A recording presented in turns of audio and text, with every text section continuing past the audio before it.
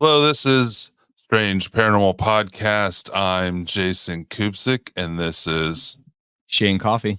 on this episode we have the Bunnyman, Champ the Lake Monster, two listener submitted stories, a UFO story or two, French woman found dead in Italian church was searching for ghosts, and security guard stumbles upon Alexa devices praying in the middle of the night. An eerie video circulating on social media in Mexico shows the moment when a department store security guard stumbles upon a group of Alexa devices praying in the middle of the night. Misericordia de nosotros y del mundo entero. Por su dolorosa pasión, ten misericordia de nosotros y del mundo entero. Padre eterno, te ofrezco el cuerpo y la sangre, el alma y la divinidad de tu amadísimo Hijo, nuestro Señor Jesucristo, en expiación por nuestros pecados y por los del mundo entero. Por su dolorosa pasión, ten misericordia de nosotros y del mundo entero. Por su dolorosa pasión, ten misericordia de nosotros y del mundo entero. Por su dolorosa pasión, ten misericordia de nosotros y del mundo entero. The bizarre incident reportedly occurred earlier this month as the man was making his rounds at the Iron Palace shop in Mexico City. At approximately 2 a.m., the security guard was stunned when several of the store's Alexa devices suddenly began reciting the Catholic devotion known as the Chaplet of the Divine Mercy. Particularly chilling about the strange scene was that it appeared to be one device leading the virtual prayer service, which echoed through the otherwise empty store. Since being posted on TikTok over the weekend with the spooky video has gone viral in Mexico, amassing a staggering 13 million views to date and sparking a manner of theories as to what unfolded in the department store that night. Some viewers offered the intriguing suggestion that perhaps the devices were being used by ghosts in an attempt to hasten their journey to heaven, while others theorized that the incident might have some kind of Easter-related divine message. Meanwhile, more skeptical viewers posted that someone could have simply programmed the devices to recite prayers as part of the elaborate prank to terrify the unfortunate security guard.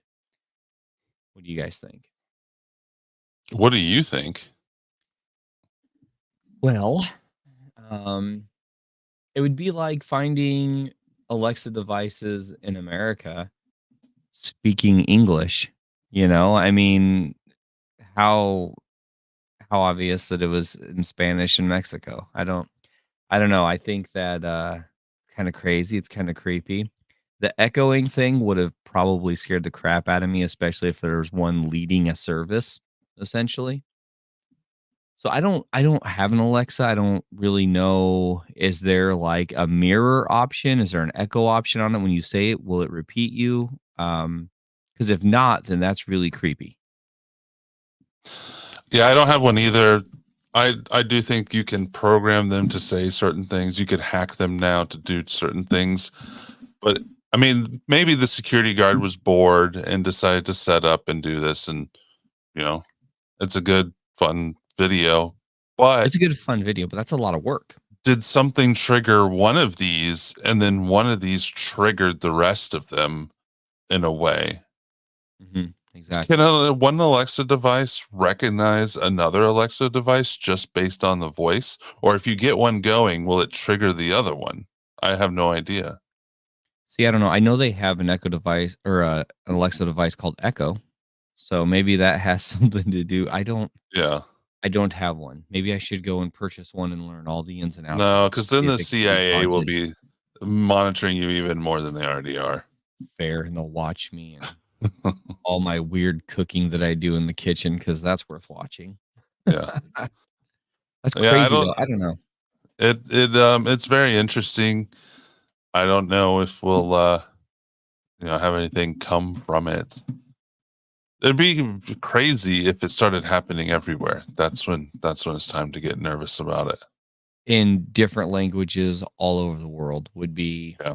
crazy, but yet it would be kind of awesome as well. So it's kind of like, oh, I don't want this to happen, but yet I kind of do, if I'm being honest, because it would be kind of wild.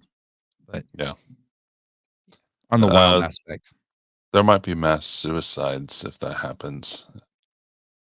Why'd you got to go there with it? I don't know. It's just people start thinking that robots are getting religious. They might.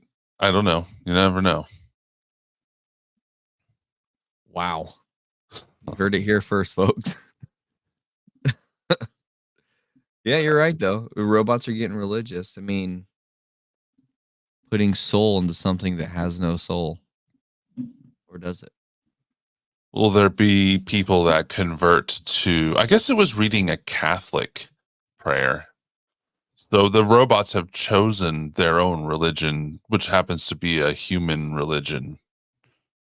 So, But that's one thing that you have to think. So, is that a spiritual thing? Is that a haunting essentially? Are there spirits now in the machines now that they now I have don't know. AI? It's a I think we'll need to whole get new rabbit hole. yeah, we'll have to get a comment. We'll have to reach out to the Pope for comment on it, see what he has to say about it. What do you think, Pope? Yeah. Are these spirits going into these AI generated pieces of equipment, plastic, metal, steel? Or maybe we'll hear from the bishop. What do you think, Bish? French woman found dead in Italian church was searching for ghosts and possible TikTok stunt, police say. This comes from Rome. A 22-year-old French woman whose blood-drained body was found in an abandoned church in northern Italy's Aosta Valley over the weekend had been looking for haunted house believed to contain ghosts, according to police. She told family members about her plans before leaving the village near Lyon, where she lived. A policewoman in the town of La Salle told CNN. Police believe the victim could have been attempting to carry out a TikTok stunt, adding that her death could be related to a ghost hunting competition being played in France on the social media platform. Wonder why they don't have that here. The other working theories are that it was a consented murder or sacrifice or an attempt to carry out a social media prank in the consecrated church. Police are still searching for a young man who was seen with her. There are also 2 other missing person cases in the area which police say could be related. That's weird that it could be related. I wonder what it doesn't give any detail. It just says could be. Yeah. According to the spokeswoman, the victim and a male friend have been seen in the area dressed like vampires. A witness interviewed by police say the young woman was pale and emaciated, and the man had dark hair and olive skin. The witness told police investigators that she looked like a walking corpse. The dead woman, whose name has not been released, had been stabbed with what investigators say was a camping knife and had bled to death. According to medical examiner Roberto Testi, she also had 2 gunshots to her neck and was one in the abdomen. The police say, that sounds like overkill, may have been inflicted after she died. Some of the blood had been scraped off the floor and removed from the crime scene, police told CNN. There were no signs of a struggle, police say. Police say they found a package of pink marshmallows and some groceries purchased at a local store near her body, and she was wearing beige leggings and a sweatshirt under a long, dark coat. The woman had no documents or cell phone on her when a local resident discovered her decomposing body, police say. The area prosecutor, Manello D'Abrasi, told local media that they are also investigating the presence of a burgundy color van that was spotted on surveillance footage near the abandoned church last week. A spokesperson from the prosecutor's office declined to add further details. I'd say there's quite a few details. There's so much going on. Bounces all back and forth. So just initial thoughts. What do you think's going on there? I think that it was a sacrifice. I'm saying like a willing sacrifice. I think it was a willing sacrifice. I think that's why there was The scraping of the blood that they had taken. I think that's why there was damage to the body, possibly after death. I mean, a camping knife, like we know it was a camping knife. It couldn't have been like a butcher knife. Like I don't know. Maybe the knife was left there, even though it didn't say that. now the pink marshmallows, that right there is a clue. That It's is weird the that they threw clue. that in. I guess they were just throwing in any detail that they had. Um, I think it I was a wonder what the sacrifice. other groceries. So they just said pink marshmallows and some other groceries. So they specifically could have just said groceries were found there, but they had to point out that the marshmallows were pink. I guess. So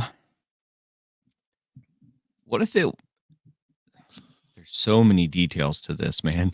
Like if you wrap your head around one side of the story, it's going to take you down a whole other rabbit hole than it would if you focused on the camp knife and the pink marshmallows or what she was wearing underneath versus that she That they was look like shot vampires.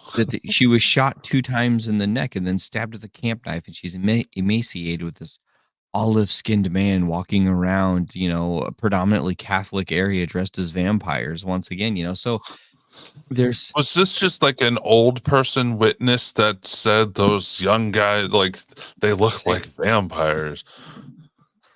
they look like vampira. Yeah, so what if and I think it's always gonna be a big what if because literally there is no straight line to this story. They're they're people who are, really into the vampire lore and lifestyle, and it Well, got there are carried out away. there. Yeah, and it got carried away. It went too far. And, being that they're obsessed with this vampire culture, I mean, I believe that they believe life is in the blood, so here this woman is dying or dead, and her partner takes the blood as a form of, I guess, holding on to her. I don't know. I mean, there's so much, but it's so crazy. Like, where did the first part of the story come from that, like, they were investigating or as a TikTok stunt like that?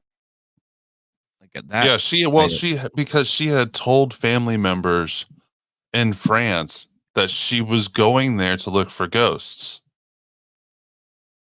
so that was it. She had told people she was gonna go do it, and then it just went right on to the evil social media empire, and this is what they're Well, doing. because apparently there's some kind of ghost hunting competition going on in TikTok in France. We'll Oh, have to okay. look So that into that.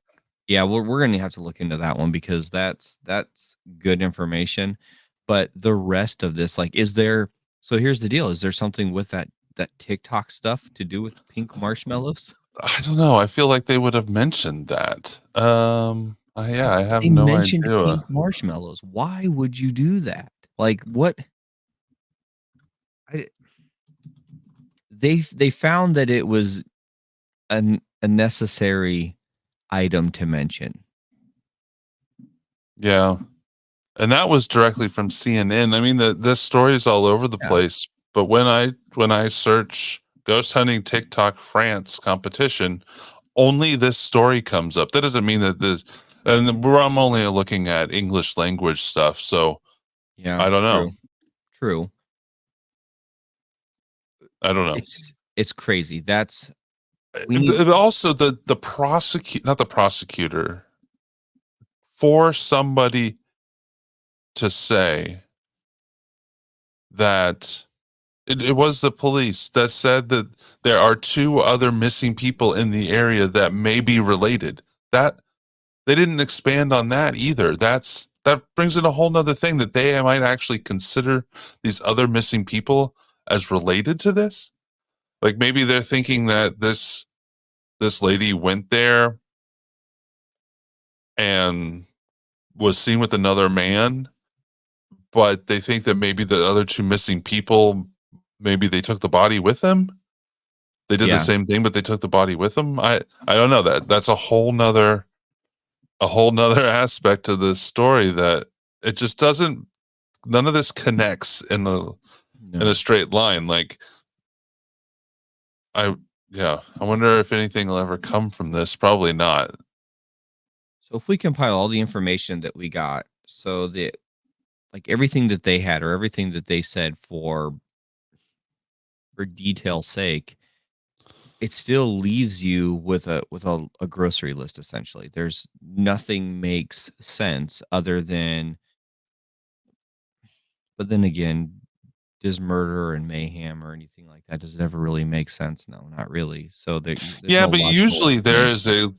a logical motive line Yeah. you can follow. And I understand that during any investigation, they have to take everything into consideration. So maybe that's what they're doing here. They're just throwing all the details that they found into one heap, and then, they haven't spent any time finding out what connects and what doesn't yet. Yep. True, true. But it is very weird. Um, these all seem to connect without connecting. Like they all are about why she went there and what happened while she was there and Mhm. what people saw while she was there or going there. I wonder how big this town is. Like, was this just an old lady sitting out on her porch watching these people walk by? Um, I wonder what else she bought at the local store. What are the other groceries? Um, what's with Yeah, the they don't burgundy van? You think they could track that down pretty easily? I don't a know. van in Italy? Yeah, Yeah, that's but I mean, if it's on video, they probably have CCTV maybe? they probably have a license plate, you would think. I don't know. Who knows? Well, we're gonna have to do some more research and follow up with this, and we'll keep Maybe everybody we else should informed. go travel over there and go to that church. I mean, there's going to be droves of people trying to go over there now, go to that church. People that live there in that area, they're going to go try to find the vampires. I wanna go try to find the vampires, Jason. Yeah. This story is by Lin Ha Aha, United States. It took place in Ohio. I just had to admit this as this just happened this past Tuesday on February 6th, 2024. I was driving to the credit union early in the morning and I had just gotten off work and wanted to take care of a bill and draw a little bit of money out. The road I take is called Rocky River Drive. It takes me to Brook Park Road, which is right in front of the Cleveland Hopkins Airport. I mentioned the airport for a reason. I was going down the road when, of course, I hit a red light. Go figure, right? And I glance up to the sky. I do that frequently since I'm accustomed to aircraft going overhead.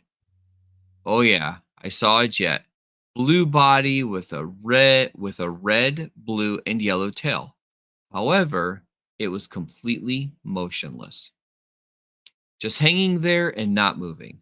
Also, there was no noise. Now, usually jets make that unmistakable sound, but this was absolutely silent. I did a double. No, I did a triple take. I could not believe that this wasn't moving at all. And if I had been on the roof of one of those houses, I could have thrown a stone at it. So it was close enough for me to observe.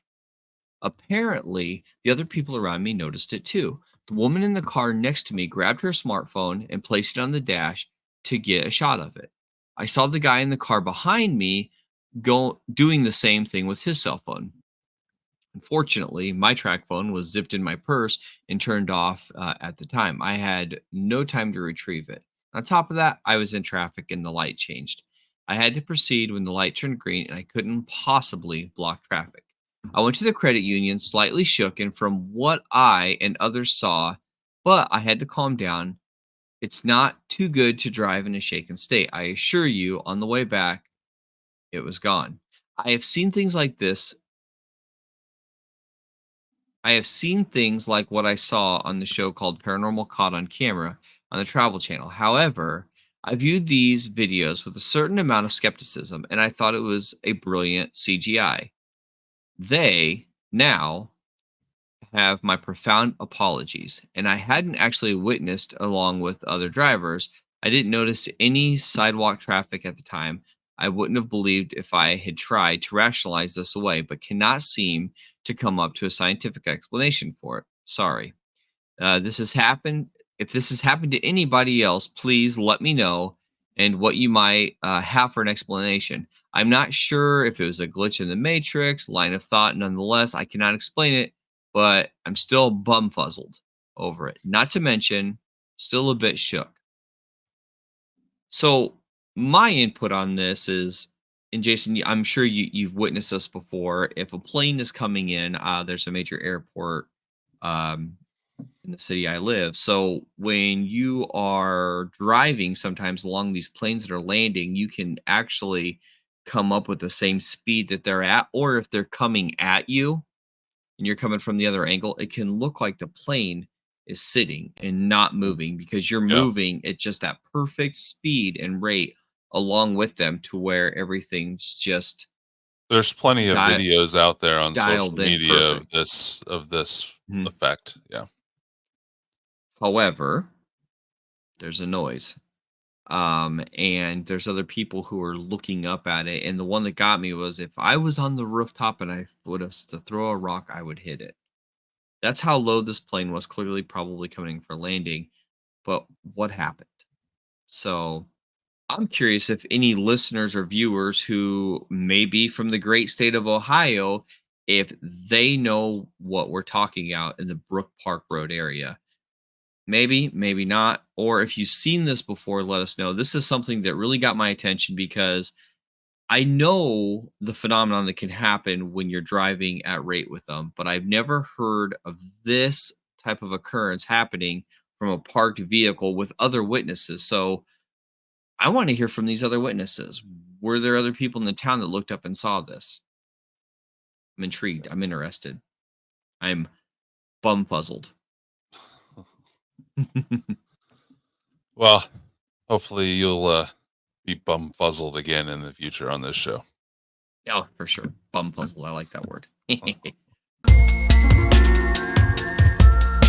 Okay, this week's UFO story of mine comes from Australia.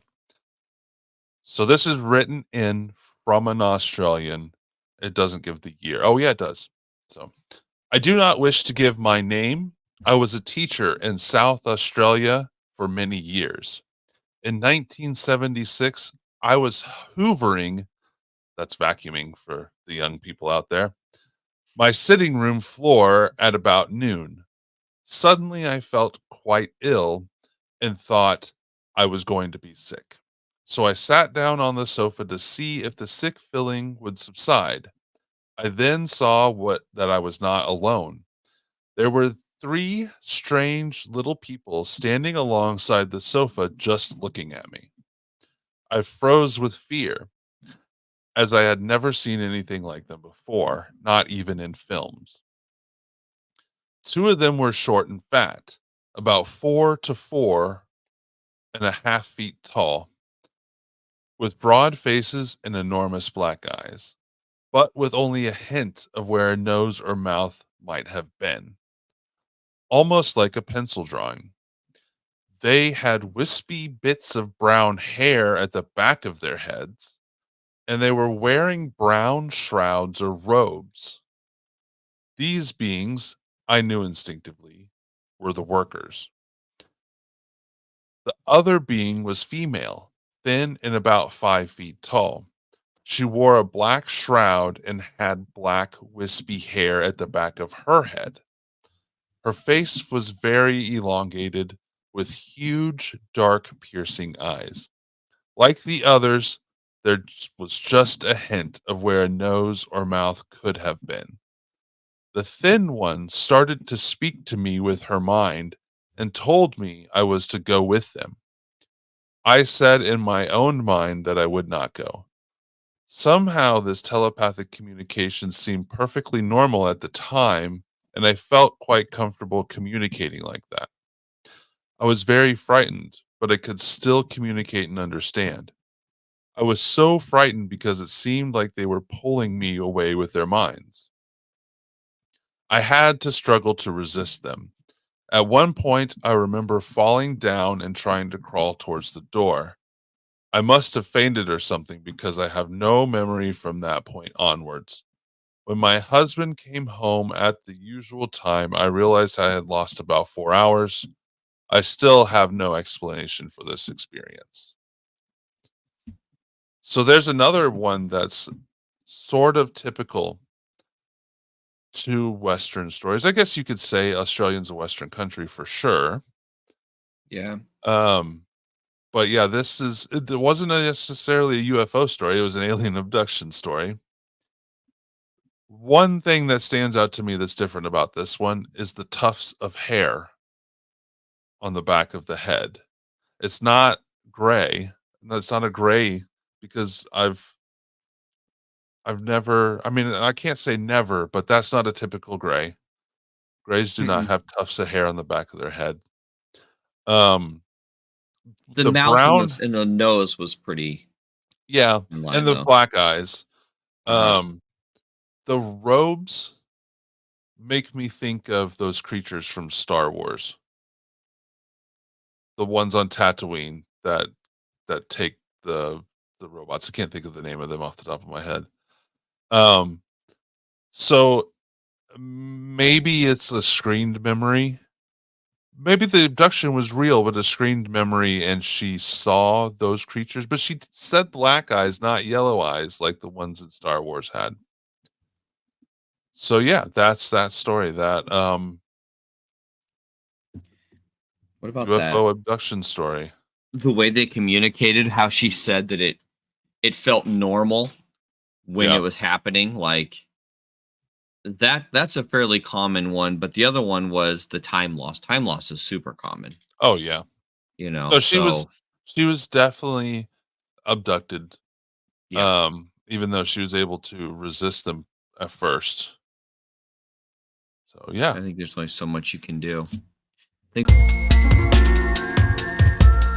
Mine is potentially a cryptid or potentially something else. So it is the Bunnyman, specifically out of Northern Virginia, even though bunny men have been sighted elsewhere.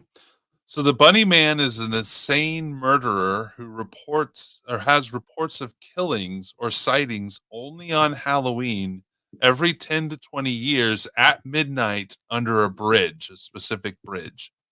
It is said that if you stay there beside the bridge in the town of Colster, Virginia, you will see him after midnight. There will be a bright white light under the bridge. Under the white light will appear a humanoid murderous bunny with an axe or a knife. There have been very few sightings of this murderer. There is little that is known about him except that some say he escaped an insane asylum. The tale of the Bunny Man started with a series of unsolved brutal murders that allegedly originated from an insane asylum that existed buried in the wilderness of Clifton, Virginia in the early 1900s. Just as the lunatics in the asylum were about to be brought to their death, it was shut down. I don't That's how it was described. Honestly, I don't know why they would describe it that way. Like, were they gonna execute them? I don't know, it doesn't say. More and more people were beginning to move into the town where the asylum was. The mayor issued a formal request for the head of the asylum to move the people somewhere else so they wouldn't escape and cause chaos in the town. According to the tale, in the autumn of 1904, the inmates were packed into 15 transports to be moved to a new facility. It is said that sometime during the journey to Lorton Prison, the driver of one of the vehicles violently swerved for purposes of avoiding something in the road, and the transport careened off the road and crashed into the dark wilderness. Most of the inmates aboard and the driver were killed in the crash, but some survived and escaped into the surrounding landscape, disappearing into the black of night.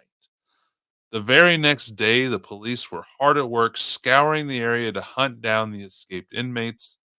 After an exhaustive and intensive manhunt that lasted for months, the authorities were said to have apprehended all but two of the estimated 10 convicts that escaped, a Marcus A. Walster and a Douglas J. Griffin.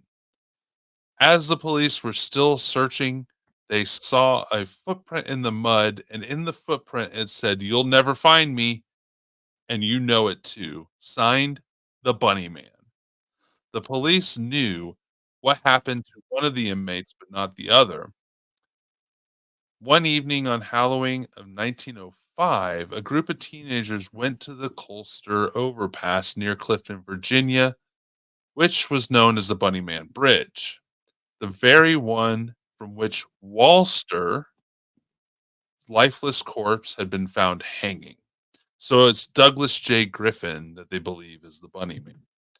It is said that 3 of the teens would later be found dead, their throats slashed, and with long cuts up their abdomen as if they had been gutted like a rabbit. The story apparently caused quite an uproar at the time, with parents warning their kids not to go anywhere near the bridge. Another Halloween, the Bunnyman allegedly struck again.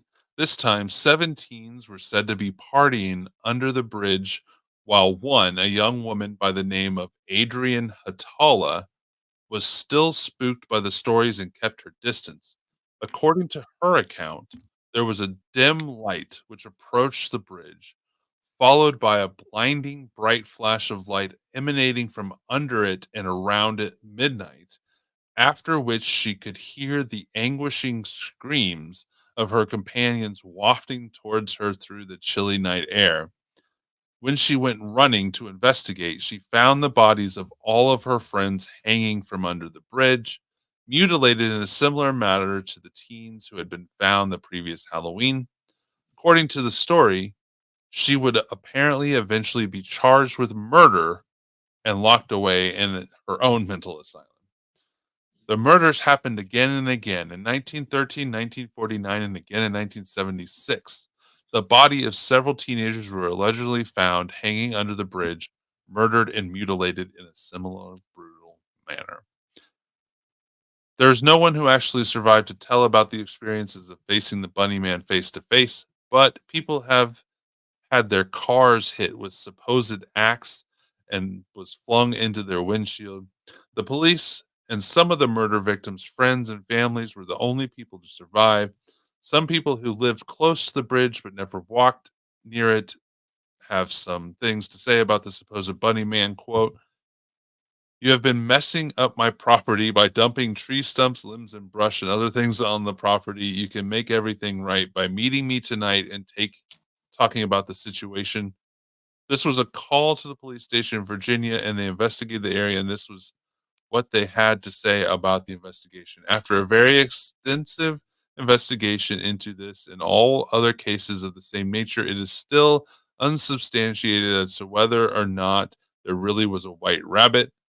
The only people who have seen this so called white rabbit have been children of rather young ages, and the complaint in this case, upon interviewing everyone in this case, that may have been had knowledge of any incidents concerning a white rabbit, there have been no significant information uncovered, and the case will remain inactive.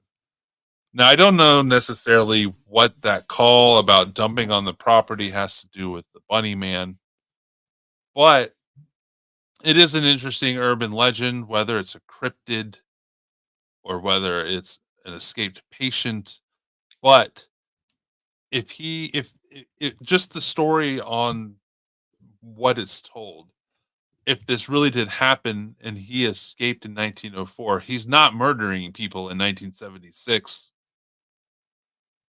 No, So yeah, I no, found exactly. the Bunny Man interesting because most stories do talk about it being a person in a costume, but there Mhm. are stories of a bunny or a man-sized bunny as well. Throughout there's a few others in the world, but this one is where it seems to have originated. And I kind of picture the bunny from Donnie Darko.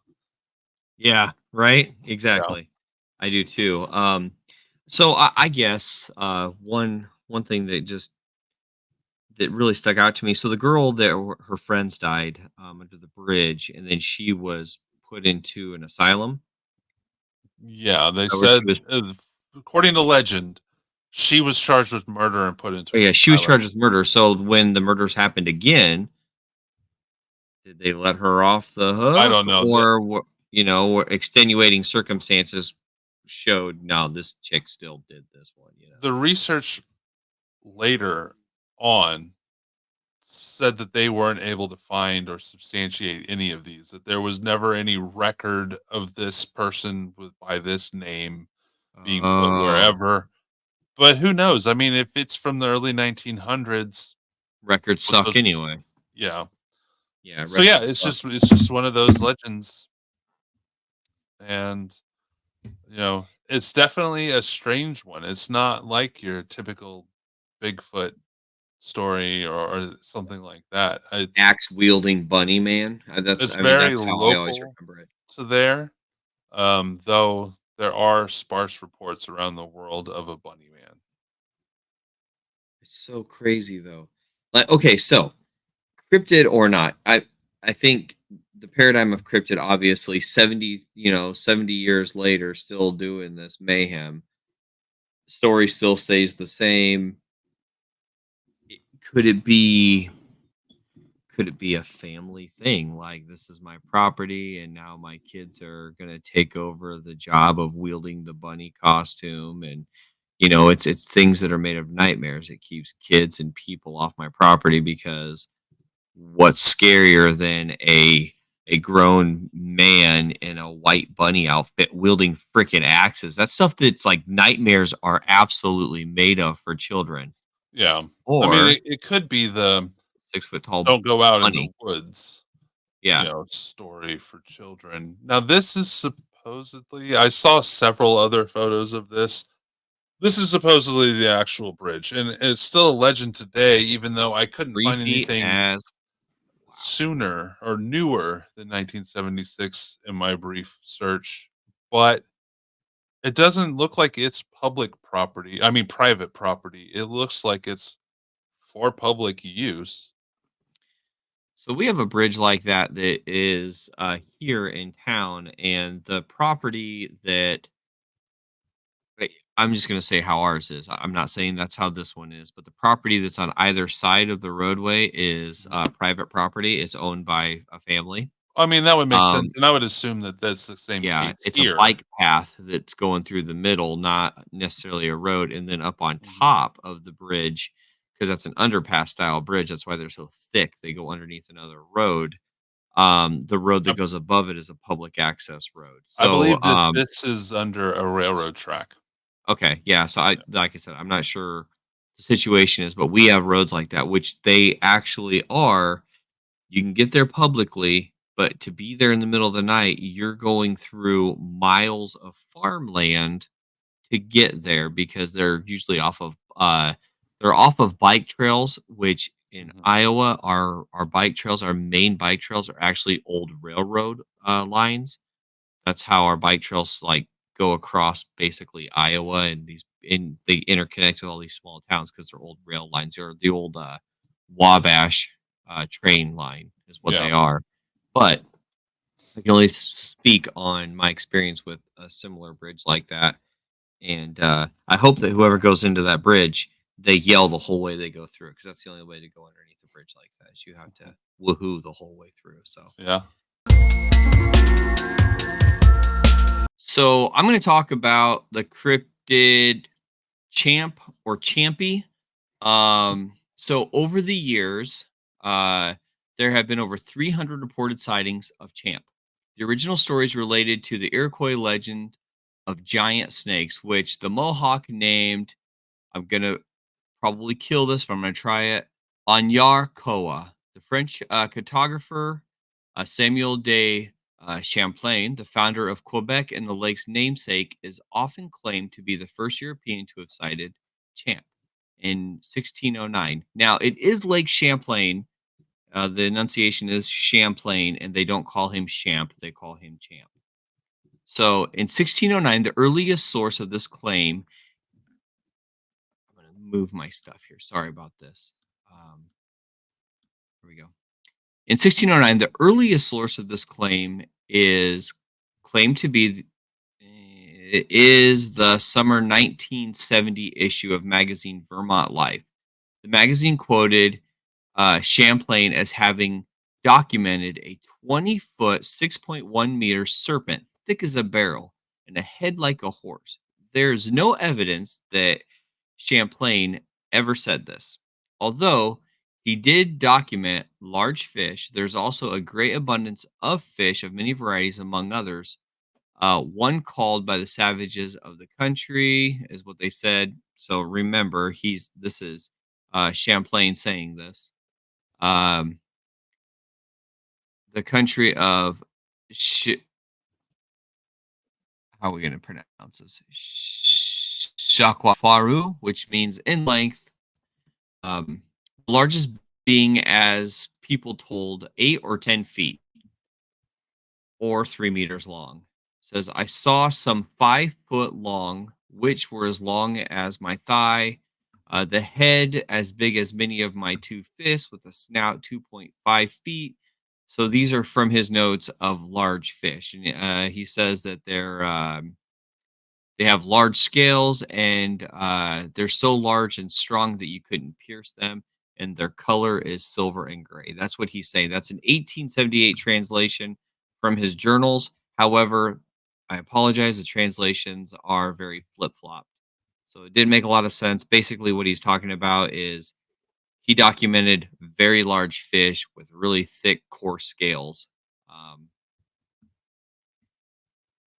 It says Cap Crumb sighting of an enormous serpent monster. Crumb estimated the monster to have been about 187 foot, 57 meters long, and approximately 200 yards, 180 meters away from him. Despite the great distance, he claimed to have witnessed it being followed by two large sturgeon and a billfish, and was able to see that it had 3 teeth and eyes the color of peeled onions. He also described the monster as having a belt of red around its neck and a white star on its forehead. In 1883, Sheriff Nathan H. Mooney claimed that he had seen a water serpent about 20 rods, the equivalent of 110 yards or 100 meters in length, from where he was on the shore. He claimed that he was so close that he could see round white spots inside of its mouth, and that the creature appeared to be about 25 to 30 foot in length. Sightings led to many more alleged witnesses coming forward with their own accounts. The legend of Champ captured the interest of P.T. Barnum in 1873, the famous showman who offered rewards to anyone who could bring him the monster. The image here that you're seeing right now is sonar from Lake Champlain. And the sonar equipment aboard the boat on Lake Champlain recently picked up a rather remarkable object, which some believe could have been the site's legendary monster, Champ. The intriguing image is captured just this past Sunday by a chartered vessel obtained by Scott Thurber, sharing a fantastic photo. He did it on Facebook, and he marveled that he had the pleasure of seeing this image appear on a Garmin Echo Map UHD this afternoon while fishing lake trout. Obviously, this article is a little bit past due, but I'm going to read it as it is. So when he indicated, we're on the images that he indicated were on the bottom of the screen, and Champy had a sizable body. Let's see here, with a set of fins and a long neck and a possible tail. I mean, Jason, you're looking at that image. It's clearly there's something with warmth in it. That the red is signaling. I'm not sure that this is heat, though. No, It's sonar, so it's depth. So it's depth. it reflects the sound put into the water. Yep, that's right. So that's depth. So it says, I know we were, well, let's see here. La, la, la, la. Here we go. Sharing more details on the very bizarre sonar capture with indefeatable champ researcher Katie Elizabeth Thurber mused that I can't explain what it actually is, and observed that I know it's not the normal shape of bait of bait balls in which we always see on the daily. He went on to note that there was a large scale of bait fish approximately 100 yards off my bow and theorized that perhaps the creature was headed in that direction for a snack. The peculiar case is not the first that Champ may have possibly been spotted on sonar by Elizabeth. Herself has previously captured tantalizing returns during her numerous expeditions on Lake Champlain. In search of the mysterious monster, it says, "What do you think of Thurber's image?" And that's the image that we're looking at. So you're right. For some reason, I know what sonar is, but I have a thermal imaging camera, and that's exactly how it shows up on. I mean, it is the same color Yeah, pattern used. but that's right. That's depth. So that's showing a very, very shallow head and then a large body. Shallow legs, fin, a large tail going off to the right. Um, very, very shallow tail. But if you look at what's around this image, like at the base, what you're seeing just how much closer that beast is almost in a valley, if that makes sense. You can just tell by the imaging there how red it is It's at the base. hard. It is hard to gauge the scale of this because we're not given a scale, at Yeah, least in this exactly. photo. It does look like, a what people think of as a lake monster, Mhm. like Nessie, Exactly. a Yep. traditional looking Nessie creature, the uh, dinosaur looking plesiosaur, whatever that is. It does look like it has the neck with the head and the bigger body and the fins. And it almost looks like on the backside it's leaving chop in the water as it's moving through. Mhm. That's how I would interpret that. But it doesn't give scale, which is one thing that it's hard to I'd say that this is a very interesting image. Obviously, I don't think that they're saying it's proof of anything. If we had the scale, it would be much better because we don't know what size this is supposed to be. It could be True. very True. small. It could be just some kind of a little anomaly on there that they blew up and it happens to be the shape. You never know. Yep. That's true. I don't know exactly how the the sonar works in the sense that this looks like there's a line of bars, like the sonar comes down and then there's a break, and then the sonar Mhm. comes down and then there's a break. So there's choppiness in there. There's So lines is in it there of moving? blue. Yeah. Yeah, It's I totally get it. I don't because the ground underneath it is not the same way. There's not No, like it's a solid. blue in between. It's just it is very interesting, but it also adds a lot more questions to what we're actually looking at because is this what every solid thing underwater looks like with this type of sonar where it's like choppy like that? 'Cause the ground's not choppy, but the ground's not moving either. Um, Yeah, I don't know. But it so is very interesting looking. so the thing is like when you look at something like this, for people who are trying to envision this, most of us know what the Loch Ness monster looks like. So, we're thinking, are Champ and the Loch Ness monster, are they the same? Champ and Nessie are described in highly similar ways, and they're both described as large, long-necked, with one or more humps protruding from the water, and their heads are thought to be more snake-like, and their skin is gray, dark tan, or brown in color. And speaking of the Loch Ness monster, I know I spoke about Champy, but I think that just we could say lake monsters, or water monster for that matter. Um, the mystery behind the infamous Loch Ness monster case could be one step closer to being solved after the third sighting of 2023 was added to the official Nessie register. The newest sighting to be added to the register was made by an American tourist called Cece, who apparently caught the creature on camera. The supposed sighting was made around 3:15 p.m. on May 31st, 2023. with when a mysterious object was captured on film. The Loch Ness Monster is said to exist in the depths of the Loch Ness in the Scottish Highlands. No further details have been added to the recent edition. It actually predates the second sighting to be added to the list, which can be spotted on June 15th, the first of the year on April 5th. The official Loch Ness Monster sightings register can be found online and along with other images provided, the incidents.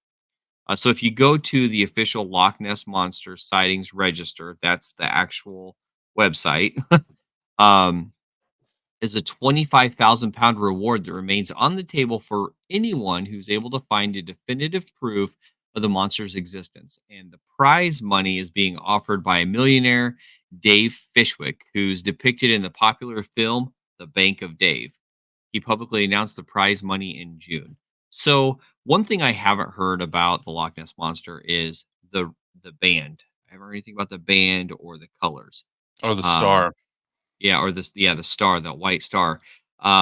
So looking from a cryptozoology standpoint, Jason, would you say that the Loch Ness monster and the Lake Champlain monster, or Nessie and Champy, as they're lovingly called, would you say that they're probably of the same species, or If they are a real same thing, and we'll variant? just take that as the assumption because we're talking about it. I mean, there's no reason to not approach it as a potential real thing. I would say that they are all most likely of the same species because it's not just those. There are actually hundreds of reported creatures like this around the world. Most of them are not as talked about as much. There are areas in South America and Africa, I believe, where there's traditional tribes that have stories about these kinds of same creatures being alive in the time, recent history, anyways. It's also very hard to gauge whether or not a lot of those stories around the world are taken from the legend of Nessie and they just are applied to the local lake. Fair, Um, fair. I'm not saying that people didn't see something, but it's very easy to see something out there and think lake monster and picture something like this because that's what's in your mind. Oh, That being I said, completely agree. I completely agree with that. most lake monsters that I've seen, description wise, look like this. True. Um, Now, if you go to, once again, that official Loch Ness Monster sightings register, there's Mhm. images and videos on there, and there are some images on there that are very, very intriguing to say the least. There's one on there that actually shows a large, large dark spot in the water. And I enjoy fishing. I like fishing, and there are times where you are fishing, you will see a dark spot in the water where the fish may be feeding, or they may be in a group or a school moving. But the way this one is captured is very. I'd have to see the sky. I don't if you've ever been on the water and you get a big, large, dark spot like that. Mhm. Usually, it's because there's a cloud in the sky and Cloud, it's yeah. making that dark spot. But this doesn't seem like it, because most times when you see an image like that, you'll see spatterings of other dark spots on the water from the clouds, and the way the sun is in this picture. But at any rate, that's neither here nor there. There still needs to be a lot more, you know, truths to these than what sometimes an image is depicting, because an Yeah. image is nothing more than just an image without, there's no story to it, and the only story that could ever be detached is whomever's perspective, that took it. So that's something that you kind of have to look into when it comes to this. But there's some really interesting images on that Yeah. when I was looking through it. But I love Now the fact that PT Barnum offered out a reward, mhm. and then you have this other guy offering out a reward, like, give me, proof. I want documentable proof. I will pay you money. Now, I there is some theory that specifically with Nessie and potentially with Champ here, um, that they are the result of one person. Now, of course, there are reported sightings going back before this person on both cases, I think. Mhm. But so I know with Nessie, there are definitely some theories that Aleister Crowley accidentally conjured or brought into existence Nessie because he lived there at Boleskine House, and we could do a more detailed episode in the future on Aleister Crowley and all that he was into. Oh, we should for sure. But at one point, Aleister Crowley also lived in upstate New York, I'm pretty sure. And I don't know off the top of my head the dates and how they line up with the first sighting of Champ and exactly where he lived in upstate New York and how close it is to this lake. But it is kind of interesting that at least Aleister Crowley was close to the time period and in both states and both well and in both regions of where Mhm. these lakes are that these are seen. And these are probably I would argue I mean obviously Nessie is the most well-known one. I would argue Yeah. that Lake Champlain and Champ is probably the second most well-known behind only potentially Ogopogo out of Africa. Yeah. But at least in the United States, Champ is the most well known in the United States.